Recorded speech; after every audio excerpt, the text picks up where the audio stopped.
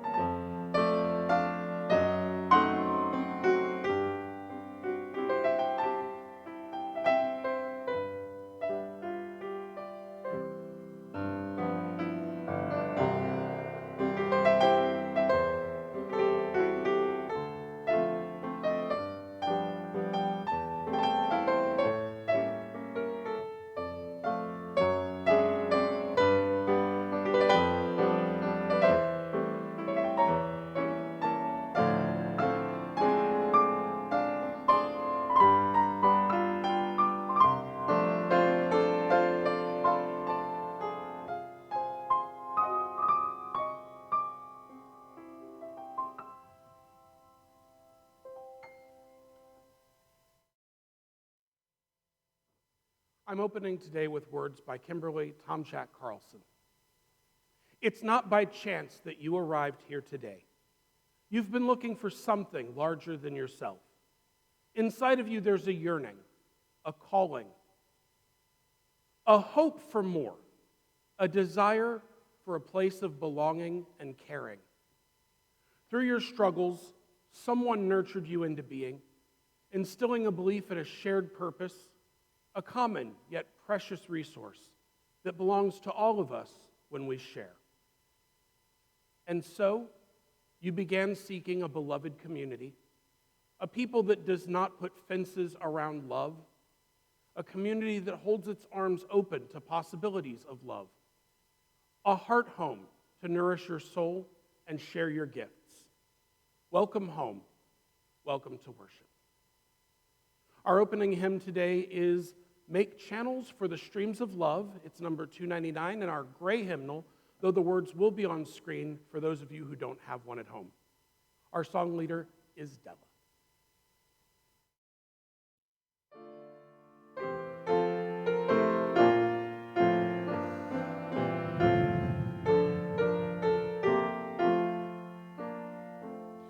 Make channels for the streams of love where they may broadly run, and love has overflowing streams to fill them every one.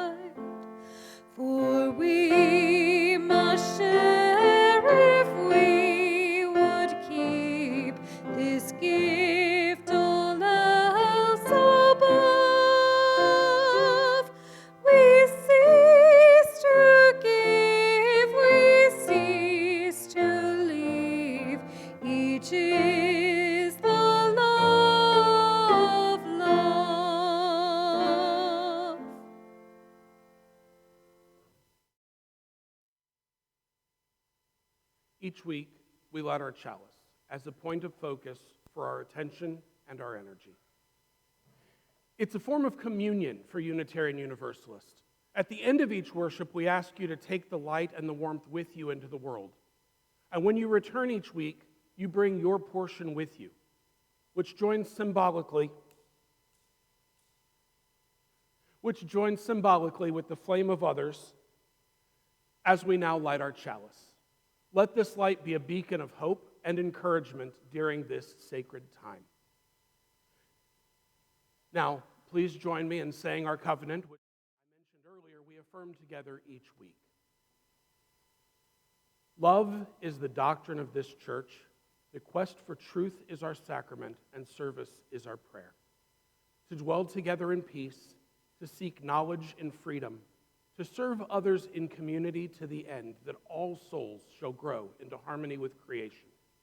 Thus do we covenant with one another. Our minister, Reverend Annie Furster, as one of the many changes she's overseen in her time with First Jefferson, has shifted our worship away from a single 15-minute sermon expounding on a topic to a reflection on three related topics usually phrased as questions for consideration. Today, instead of questions, I'm going to present to you three idioms, three phrases that I want us to think about going into this summer, when we will, in essence, be rebuilding our church as an organization. You were already in a time of growth and change in 2018 when Reverend Annie and I first got here. Change kept coming, locally and globally, and we'll face more of it as we rebuild this community, this building, this church we all love. The three phrases, idioms really, that I want you to ponder with me are, if you love someone, let them go. I love you to death. And the last is the phrase, a labor of love.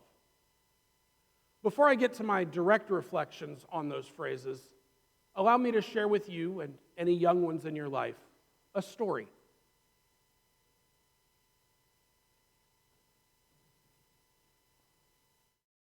I'm lucky this week to be joined by Cassie and Lily, who came with Della.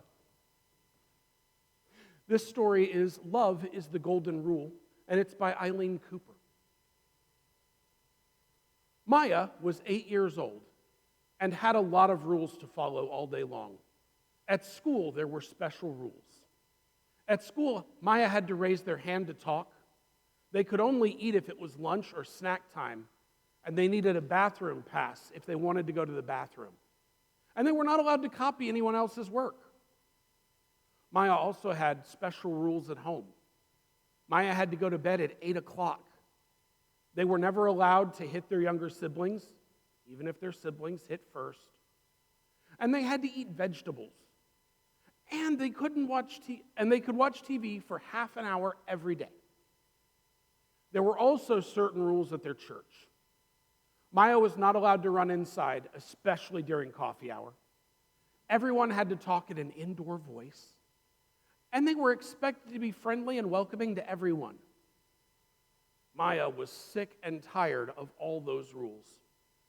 One day, Maya decided they wanted just one rule to follow, one very important rule to take the place of all those other rules. So Maya asked their uncle Gunna what he thought was the most important rule of all. And he told them that in his religion, Hinduism, it is said, this is the sum of duty, to do nothing to others which would cause them pain. Maya went and asked their next-door neighbor, Claire, what they thought was the most important rule of all. Claire told Maya that a teacher from the Buddhist religion said, do not do to others what would hurt you. Maya asked their best friend, Adam, what they thought was the most important rule. And Adam told Maya, at their Jewish synagogue, they learned that Hebrew scripture teaches, you shall love thy neighbor as thyself. Another friend, Maria, told Maya that they learned the same rule at their Catholic church. Maya asked her friend Malik what they thought was the most important rule. And Malik said that in their religion, Islam, people say, none of you truly believes until he wishes for his brother what he wishes for himself. Then Maya asked her Uncle Greg what he thought was the most important rule.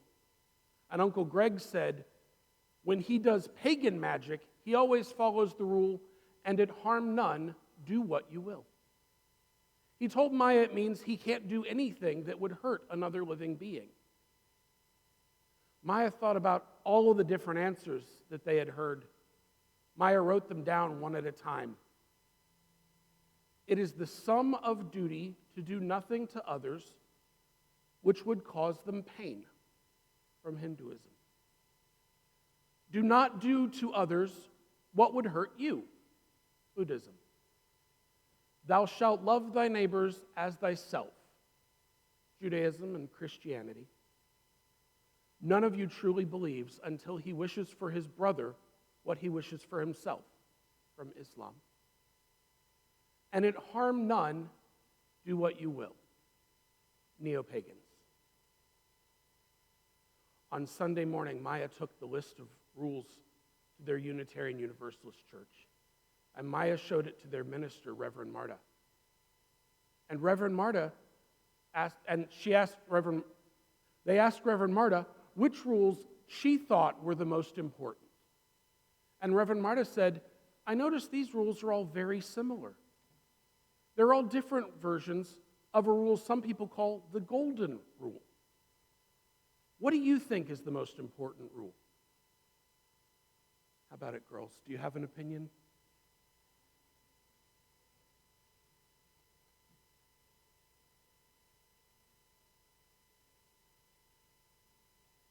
Care for everyone like they're your sibling? That's a nice way to phrase it. Maya paused for a moment, and then Maya said slowly, I think love is the golden rule. I think that's kind of what we were getting at. When we are loving, then we do not hurt other people or cause them pain, or wish for others what we wouldn't wish for ourselves.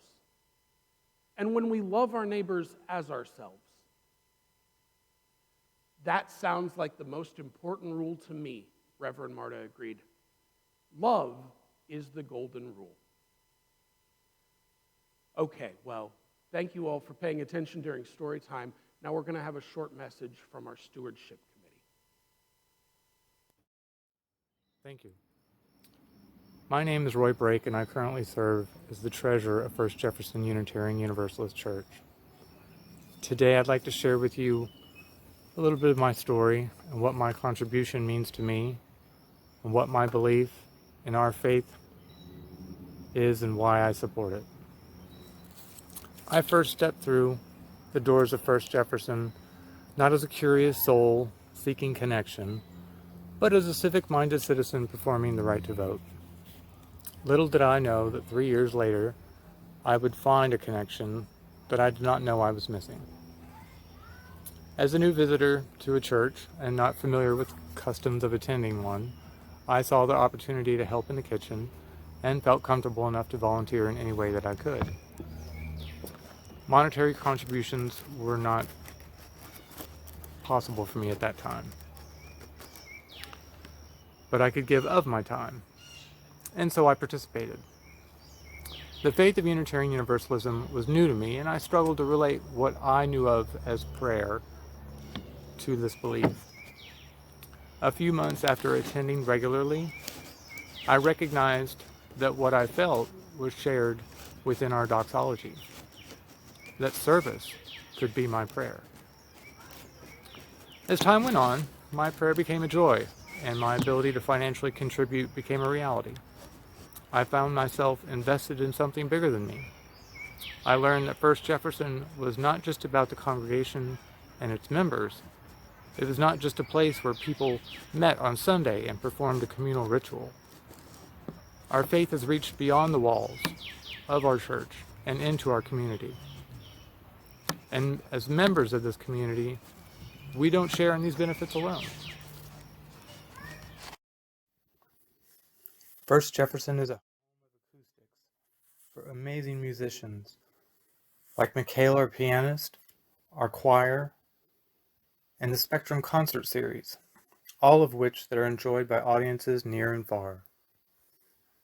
Our kitchen is the heart of a home that enabled not just a family to grow an idea into a thriving business, but a place where we and others gather to share ideas. Our hall is a place where singled-out individuals have come together and found strength in one another, such as PFLAG and LGBTQ saves. Our hall where elected leaders have been chosen for decades. Our classrooms are a place for not just our children to learn on Sundays, but for the community's youth to learn and grow throughout the weeks. Our lectern is available to ourselves to bring forth change in our community that we seek in accordance with our principles.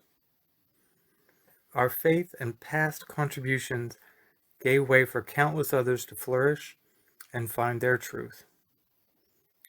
In all of our ways, we do and will covenant with one another. For I am one of many, and together we are strong. Our home is not just ours alone, and we must be the change we seek.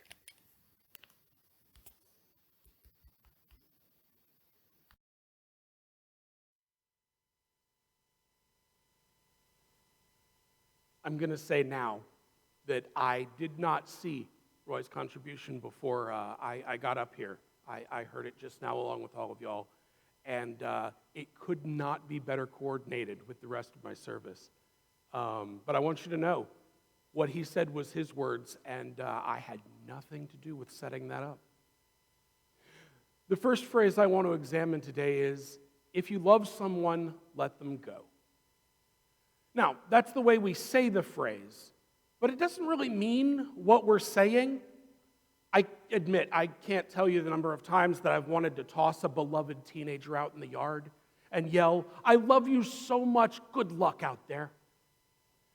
But that isn't what gets the results that I'm actually looking for. Besides, what looks like a temper tantrum is often really frustration over poor communication or a perceived lack of opportunities. It often really is that they want something for themselves that I won't let them have or do, and often that's the right call, but they need to understand why. Sometimes, though, I'm in the wrong. Sometimes the root of the problem is that they want to try something that I don't think they should, and I want to say no rather than working with them to come to an understanding, which is time-consuming and tiresome when I could just put my foot down. But my no doesn't lead them to understanding, and it might just lead them to doing something dangerous anyway. So I have to help them grow in a healthy way, because they're going to grow anyway, and it might not turn out well. You can't hug them and keep them tiny without doing serious damage. That's true of both their physical and their mental well-being. You have to let them become their real self, their whole self, or they aren't going to stick around. Sticking around, not sticking around, might even be part of getting them where they're going. And most of us have to accept that at some point in life, a friend or a family member or a partner isn't going to stick around. And we have to accept that about organizations and projects too. If we want them to have maximum impact and be the best version of the project and to fulfill their mission, we have to be willing to let them change, to meet the needs of new people and allow the mission to adapt to the needs of the world. If they don't grow, they won't stay effective, and they won't attract new people. Eventually, the thing we've held on to so tightly will be all ours, with no one to take care of it when we no longer can. That's bad for humans. But adults can learn to care for themselves with time and a little support. But organizations, say a church, they just can't sustain themselves or fulfill their mission when the few people who still love it have to retire. With that, I'm going to add a few letters to our idiom. If you love someone, let them grow. You have to love them enough to let them become who they are. You have to love it enough to let it become what it can be. You have to love enough to let others love them too. The Indian mystic Osho Rajneesh said, "If you love a flower, don't pick it up. Because if you pick it up, it dies and ceases to be what you love." He said, love is not about possession. It's possible to love something to death. But before we get to that, a song. Please join Della in singing number 131, Love Will Guide Us. The words will appear on your screen.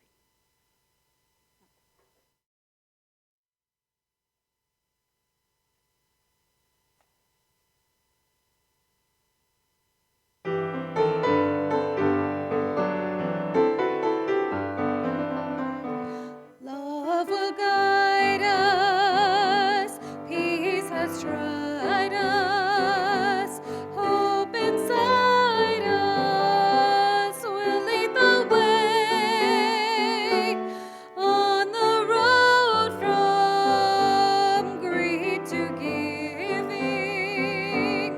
Love will guide us through the hard night.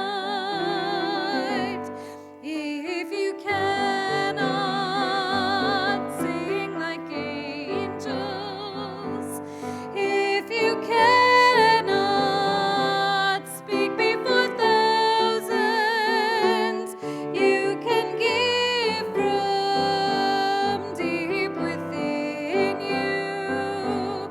You can change the world with your love.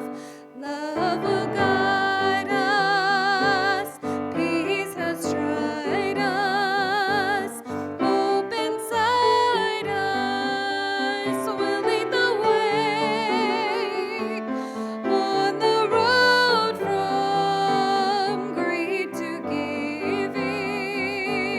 Love will guide us through the hard night.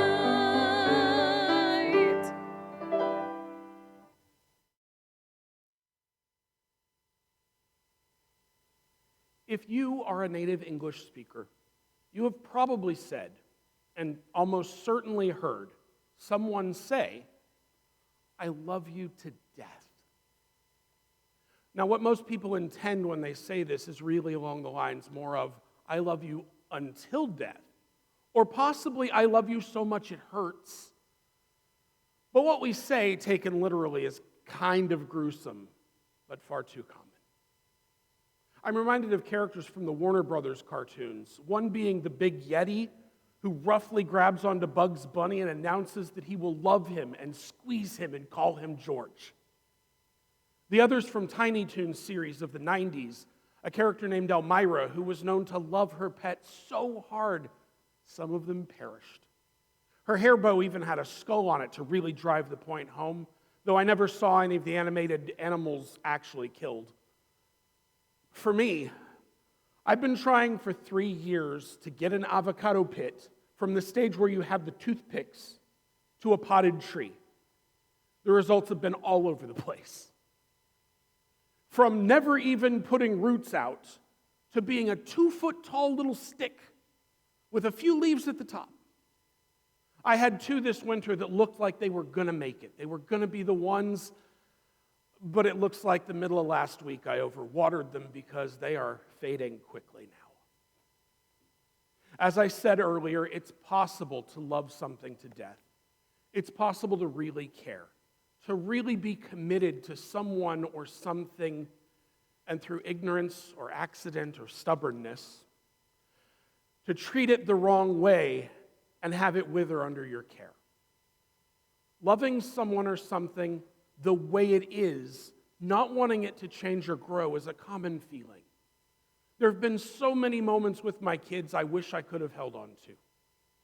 There have been times when I held them back, believing I was doing the right thing for them, and I think I was right more often than not. I've always worked against my own conservative nature to give them chances to learn and grow. It's even harder with the plants, though, because plants are like infants that never grow up. They need me to take care of them, and they aren't ever able to advocate for themselves the way I try to teach my kids to do. They can't tell me when I'm overwatering or if they aren't getting enough light. The plants are dependent, and it makes it even easier to mess up, though admittedly the stakes are a lot smaller. And that's the setup for me talking to you about First Jefferson and how you all love it. Not how much, but how we express our love and how we let this church fulfill its mission. Because I see a church that right now is teetering between growth and stagnation. I love this church, and I love serving it. And I'm scared that it might not tip the right way. Now, I'm not talking about the building here. The building is just an asset of the church. If you've listened to me talk about the church before, you know what I mean is the organization and its mission. There were a lot of memes over the last year from liberal and progressive churches who, like First Jefferson, went virtual during the pandemic about how we only closed the building, not the church. The compassion and the community and the service, they never stopped. And that's the church I mean. That church can't tell us when it's in need. It can't tell us when we're holding on too tight or when it's struggling. We can have leaders like Roy tell us where the finances are, but that's not the same thing as knowing what the church needs to fulfill its mission. Because the mission of this church isn't confined to the building or even the membership. Its mission statement includes social justice and community service. And its future needs to include people who aren't yet leaders being encouraged to lead, and people who aren't yet members being allowed, being encouraged to take ownership. We've got to actively encourage growth if we love this church. We've got to welcome change.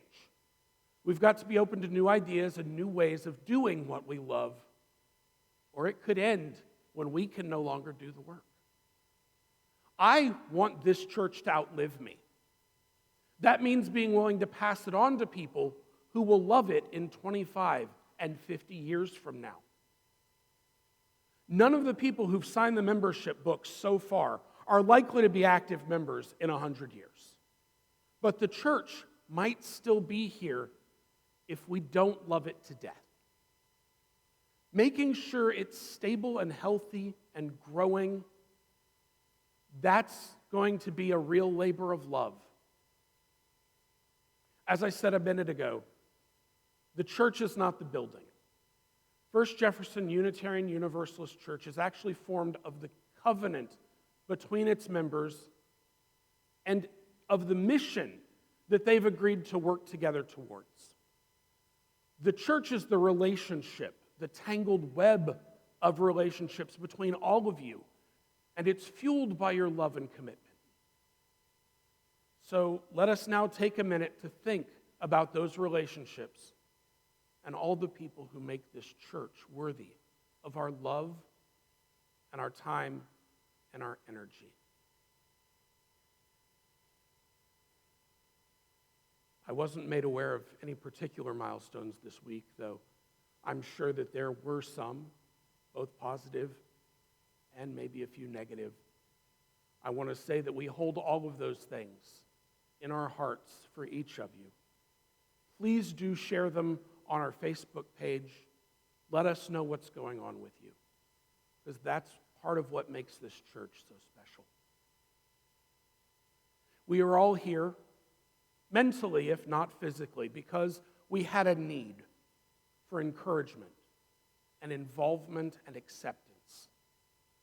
This church is a community and a family doing big things together in small parts and holding each other when bad things happen. This church is valuable and worth sharing. You are all precious and worth loving. We'll have a moment of silence to reflect on all the joy this church and its people have brought us. And then Misha will grace us with some music.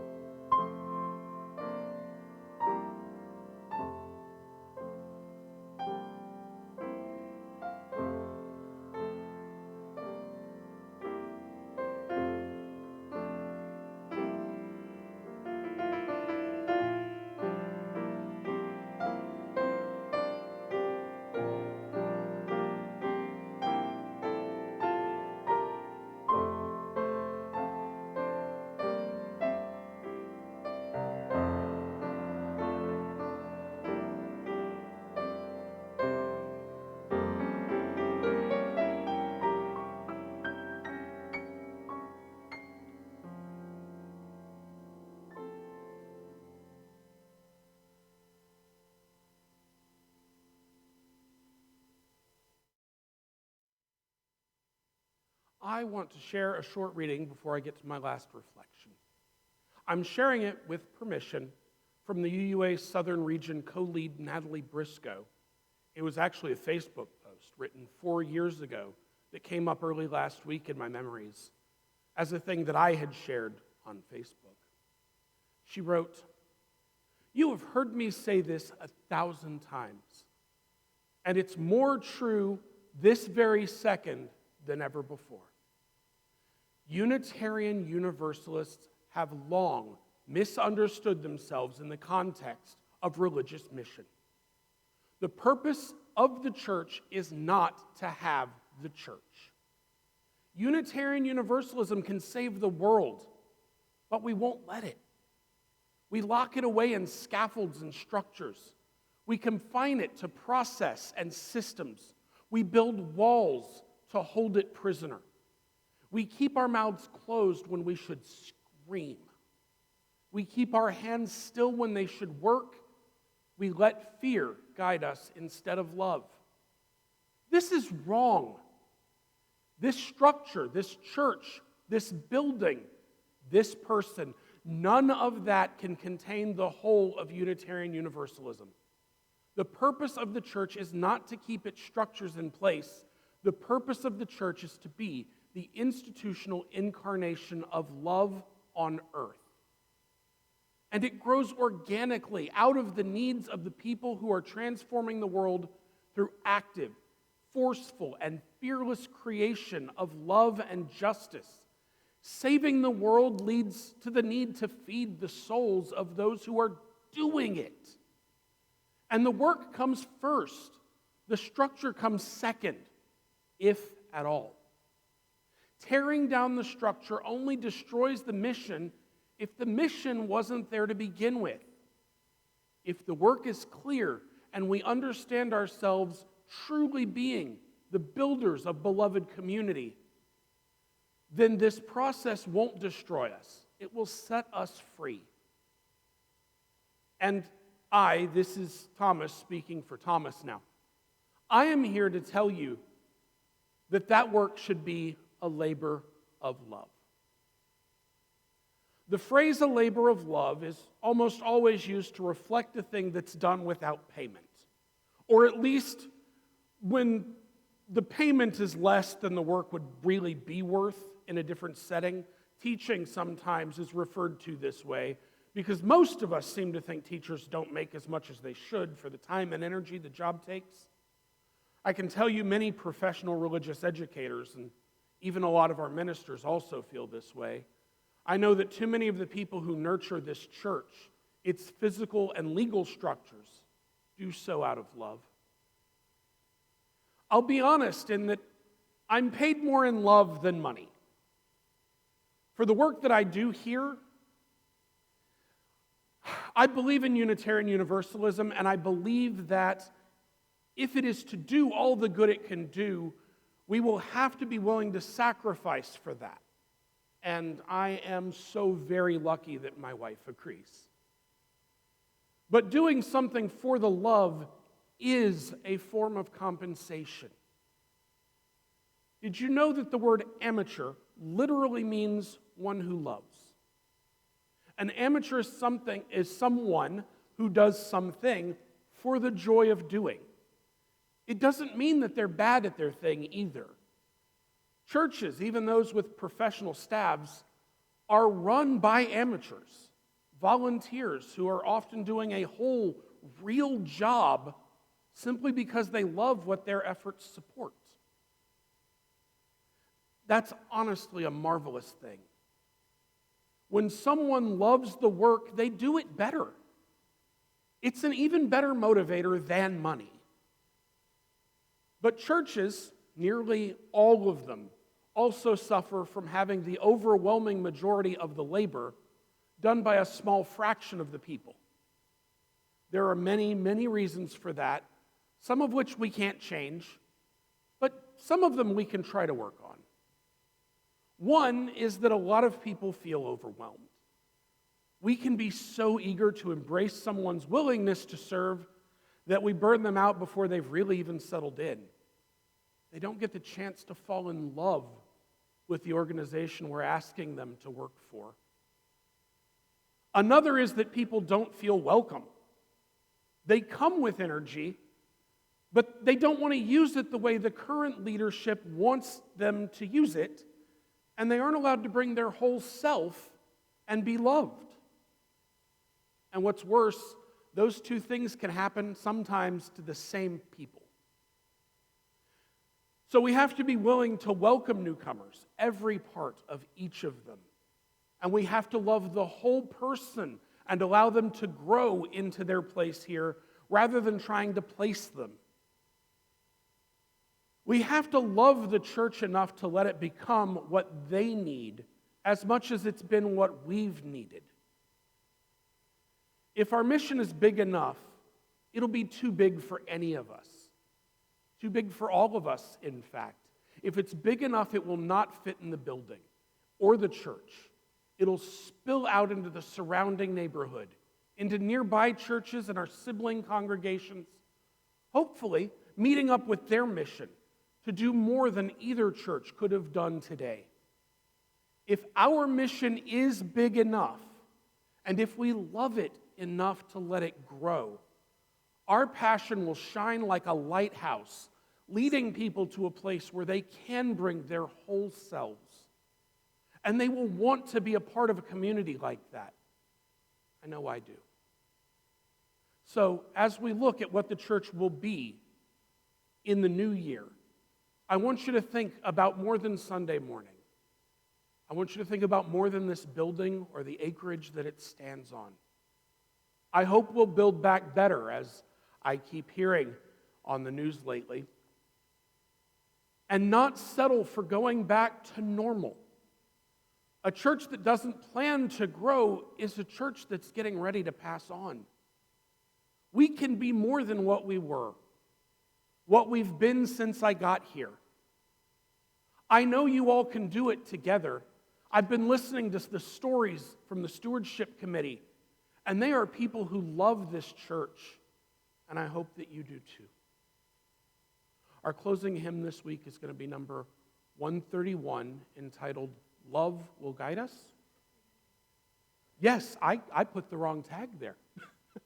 My apologies. The words will be on your screen either way.